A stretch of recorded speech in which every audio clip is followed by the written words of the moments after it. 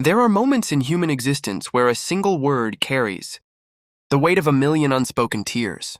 But no one in that dusty, windswept yard was prepared for the silence that followed his simple question. He stood there holding a plain metal lunchbox, looking at two men whose hands were calloused from decades of relentless, unthanked labor, and asked if he could sit down and share a meal with them.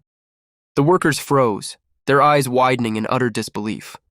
Because in a world built on rigid hierarchies and silent cruelty, men of his stature never looked down, let alone step down into the grit of everyday struggle. "Master, you want to eat with us?" one of them stammered, his voice trembling under the crushing weight of lifelong inferiority, as if even standing in his shadow was a privilege he had not earned.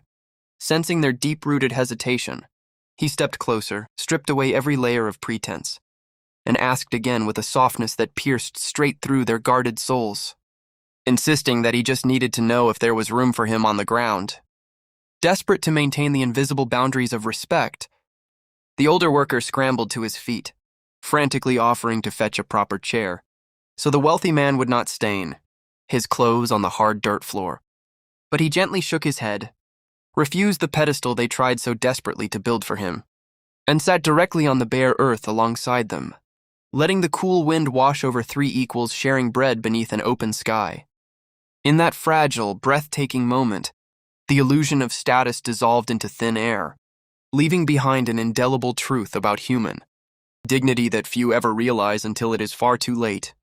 It is raw, soul-stirring moments of connection like this that remind us of who we truly are when the noise of the world fades away, which is why thousands of compassionate souls turn to Empathy Hub every day to find hope, healing, and life-altering human stories that stay with you forever.